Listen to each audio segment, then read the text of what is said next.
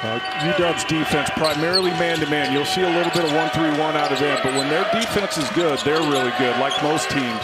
Let's see what their energy level looks like here early. Well, here is Wesley Yates. That's what a lot of folks in this building were hoping to see last year from Yates, who was part of the program but never played, was injured. You don't think Yates is thinking about that? And I'm sure they ran that play. Josh Cohen went out of the game the other night with a leg injury, was sick all week, only played 14 minutes. So let's see how he looks here early. There's St. Thomas, who pulls up and hits. A little bit of drop off the last couple games here, but a good start for him knocking down that mid-range. Breidenbach, he can hit from there, and he does. He was 33% from distance last season. Interesting, they're not running at Claude yet. I have a feeling they're going to at some point as Yates knocks down another shot. But I think better suited off the ball can really get his own shot.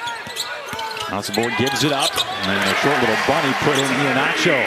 But a good sign for both teams that have struggled at times offensively to get off to a good start. Now, Thomas hit from there earlier just a moment ago, and he bags another one.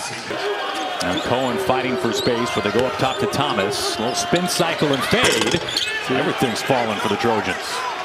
And I think he's going to do great things here at UW. 5 on the shot clock now for the Trojans. Thomas, who's gotten off to a good start offensively, remains perfect. He's 4 for 4 from the floor. And so their defense has to be really, really good night in and night out. Diallo pulls up a deep 2. Bigs don't like it down. They like it up in transition. And Osborne couldn't get his hands on that pass from court right. What a finish by Desmond Claude, going right up against Tyler Harris. We saw a different defense on the last possession for Washington, and we see it here again. This 1-3-1 extended out. Where do you attack at? Foul line? There you go. And then kick out. Abo has been quiet so far, but he gets that triple because of that. Yates pulls up. Wesley Yates, his second triple. Kind of like we were talking about with Diallo, same guy. Like once you get confident out there, it opens up this stuff even more that he's doing right now. Under 10 to shoot for the Trojans. Abo hunts the 3, and he hits it. Chase Butler is well on the floor for the Huskies. He hasn't played the last couple of games. Danny Sprinkle trying some guys that don't play a heck of a lot. Court right, able to bag that 3 from the wing. That snaps a scoring drought for the Huskies at about 2.5 minutes. I mean, them only having 20 is less shocking than SC having 35 with 5 minutes to go. A good feed, and one you can count it, Rashawn Agee. Well, what does UW have to do? Bucket here. They need to close this half with a little bit of momentum, and that'll help. C.J. Davis averaging 7 a game. Gets his first bucket today. But an elite shooter, Aaron. An elite free throw shooter for sure. Yes, but only 27% from behind the line. I think that will go up. Claude hanging and finishing. You can count it, and one.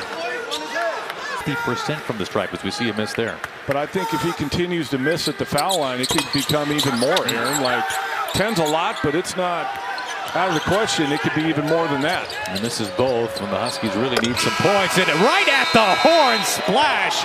Desmond Claude caps a ferocious first half for USC.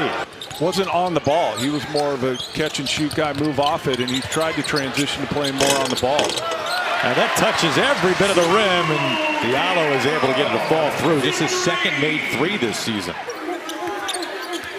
Thomas 10 points in the first half. Osborne's feet staying in front of Thomas. AG fades straight away. So more opportunity to get even more confident. Good pass. Yates open. Yates with a career day. He bags another one. Just everything has missed shots is what it's been more than anything. And everything's been falling for the Trojans as Thomas backs down and fades. Oh, what a night it has been for St. Thomas. Now this one's turned into a laugher, and maybe the last 60 seconds or so we'll see some substitutions for the Trojans. But in the meantime, it's been that kind of day. St. Thomas banks it in from deep. Yeah. We have not seen Osibor for really the back half of the second half as Harris checks in with a 3. Defensively, they were right to start, and offensively, they got going. And this is just a dominating performance all the way around by USC. They had everything falling offensively, and they shut down the Huskies, and in particular, the top 2 scorers.